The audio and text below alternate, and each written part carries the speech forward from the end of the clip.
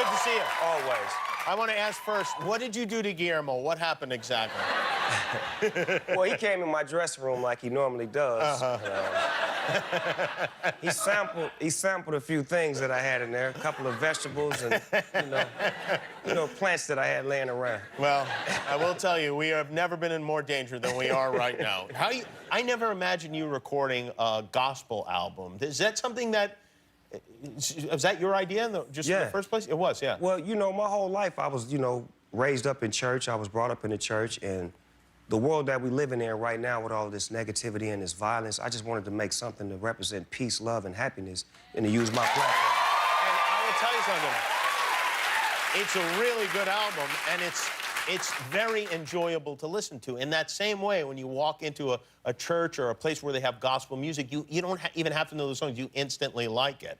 Were you in the choir when you were a kid at church? Well, I did sing in the choir a few songs. My mother used to make me lead, even though I didn't like to. But at my church, we had certain things that we would do that were like plays where we would reenact certain African-American historians like George Washington Carver, Frederick Douglass, and they would teach us how to act and sing and perform in our church. So it was like a little school for talent for us in church to learn about God and to learn how to be, performers at the same time. Did you play George Washington Carver? Yeah, he was the one. And then did Peanuts lead you to Snoop Dogg and Snoopy? Is there a connection there? You know what, Jimmy? You may have found a connection to me and, Charlie. Interesting. I was listening to the album today, and you were talking about, the devil, the devil will show up, but we're continuing to do God's work. Do you believe in the devil? Definitely. What do you think the devil is like? President.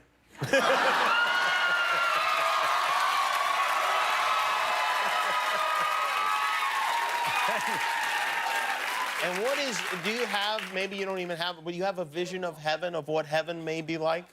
Oh, wow, I think heaven is a beautiful place. I think it's happiness. I think it's no diseases, no violence, just forever life and just everybody loving each other and, trying to get to the next day. That's my vision of heaven. Do you think they have pot in heaven? I know they do. Seth Rogen was here last week, and we were talking about the Mount Rushmore of pot smokers, and of course you are on that Mount Rushmore. And I think that Seth is on that Mount Rushmore. Who would you put on that Mount Rushmore? I would put Bob Marley. Bob Marley. Oh, I forgot. How could I forget Bob Marley? Now Seth has been kicked off the Mount Rushmore. Bob Marley's in there. Cheech and Chong. Cheech and Chong. I feel like they've strayed from the mountain. But they the first faces on the mountain, though. You can't. Oh yeah. They the ones who showed us what a mountain was. You're right. Willie Nelson has to be on the mountain. Willie P. Nelson is definitely on there.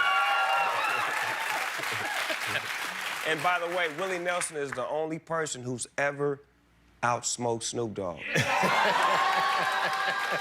I believe that. I had to hit the timeout button.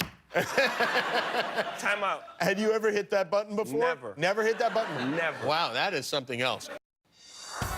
Thanks for watching. And remember, every time you click the subscribe button, one of your enemies gets destroyed.